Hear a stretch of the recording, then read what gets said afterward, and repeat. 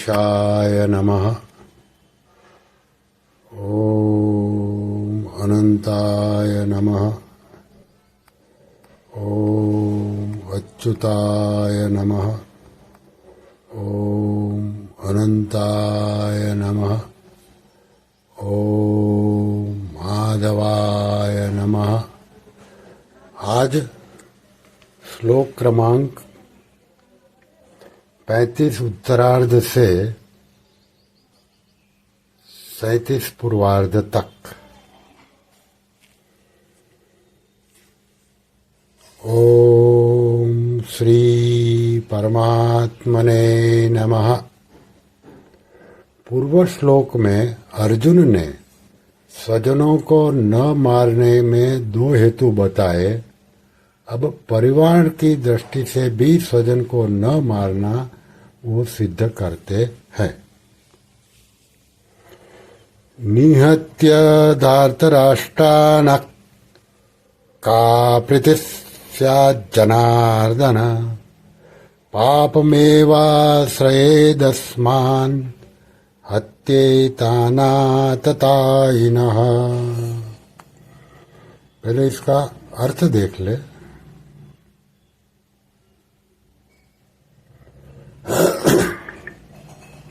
हे जनार्दन, इन धृतराष्ट्र संबंधियों को मारकर हम लोगों को क्या प्रसन्नता होगी।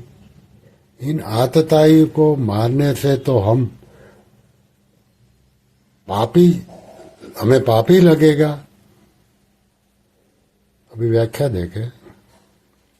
धृतराष्ट्र के पुत्र और उनके सहयोगी दूसरे जितने भी सैनिक हैं, उनको मारकर विजय प्राप्त करने से हमें क्या प्रसन्नता होगी। अगर हम क्रोध अथवा लोभ के वेग में आकर उनको मार भी दे तो उनका वेग शांत होने पर हमें रोना ही पड़ेगा। अर्थात क्रोध और लोभ में आकर हम क्या अनर्थ कर बैठे, ऐसा पश्चाताप भी करना पड़ेगा। कुटुंबियों की याद आने पर उनका अभाव बार बार खटकेगा। चित्त में उनकी मृत्यु का शोक सताता रहेगा। ऐसी स्थिति में हमें कभी प्रसन्नता हो सकती है क्या। तात्पर्य है कि इनको मारने से हम इस लोक में जब तक जीते रहेंगे तब तक हमारे चित्त में कभी प्रसन्नता नहीं होगी, और इनको मारने से हमें जो पाप लगेगा वह परलोक में हमें भयंकर दुख देने वाला होगा।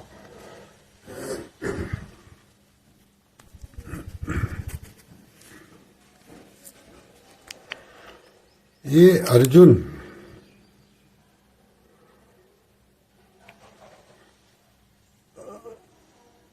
कुछ न कुछ कारण बताते रहते हैं।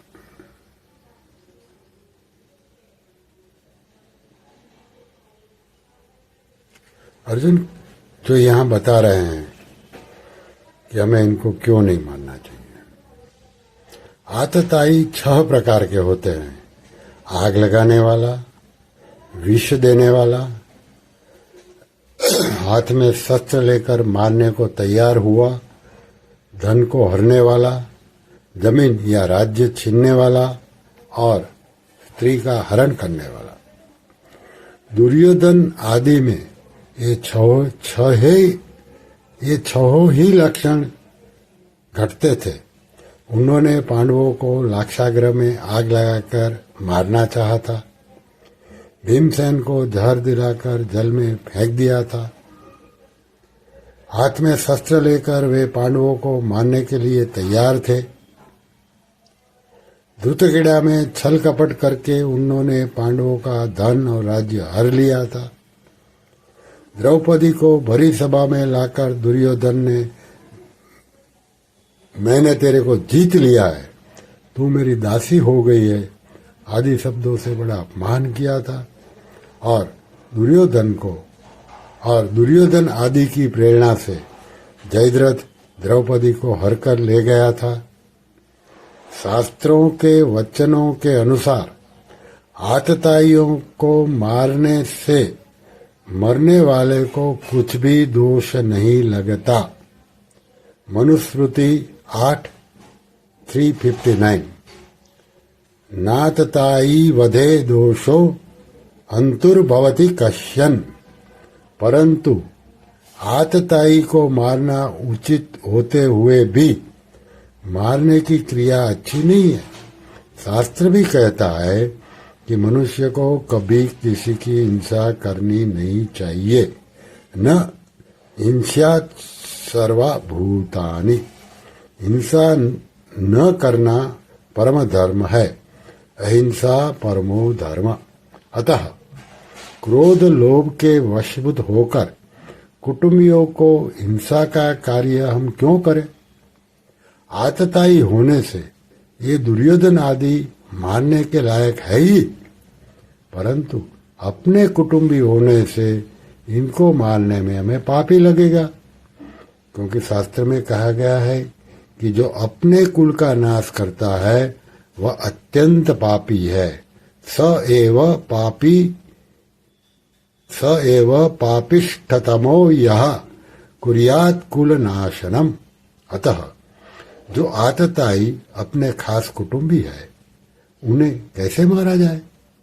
उनसे अपना संबंध विच्छेद कर लेना, उनसे अलग हो जाना तो ठीक है, पर उन्हें मारना ठीक नहीं है। जैसे अपना बेटा ही आतताई हो जाए तो उसका संबंध हटाया जा सकता है, पर उसे मार थोड़ा ही जा सकता है।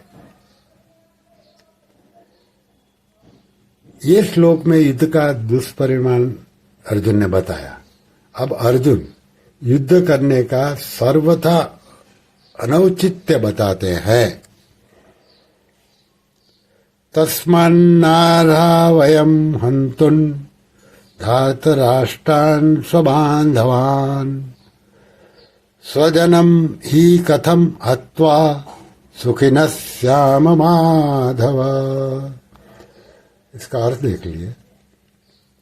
इसलिए अपने बांधव इन धृतराष्ट्र संबंधियों को मारने के लिए हम योग्य नहीं हैं, क्योंकि हे माधव, अपने कुटुंबियों को मारकर हम कैसे सुखी होंगे? इसकी व्याख्या देख ले।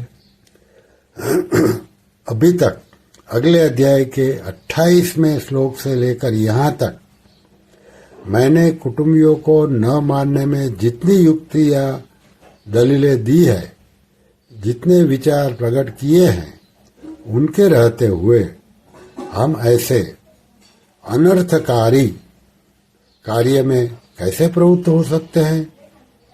अपने बांधव इन धृतराष्ट्र संबंधियों को मारने का कार्य हमारे लिए सर्वथा ही अयोग्य है, अनुचित है।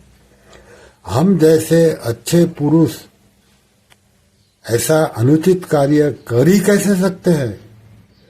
स्वजनम ही कथम हत्वा सुखिनः श्याम माधव। हे माधव, इन कुटुंबियों को मारने की आशंका से ही बड़ा दुख हो रहा है, संताप हो रहा है, तो फिर क्रोध तथा लोभ के वशीभूत होकर हम उनको मार दे तो कितना दुख होगा? उनको मारकर हम कैसे सुखी होंगे?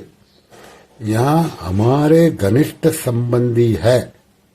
इस ममता जनित मोह के कारण अपने क्षत्रियोचित कर्तव्य की तरफ अर्जुन की दृष्टि ही नहीं जा रही है, कारण कि जहाँ मोह होता है वहाँ मनुष्य का विवेक दब जाता है। विवेक दबने में मोह की प्रबलता हो जाती है। मोह के प्रबल होने से अपने कर्तव्य का स्पष्ट भान नहीं होता। श्री कृष्ण शरणं मम। श्री कृष्ण शरणं मम।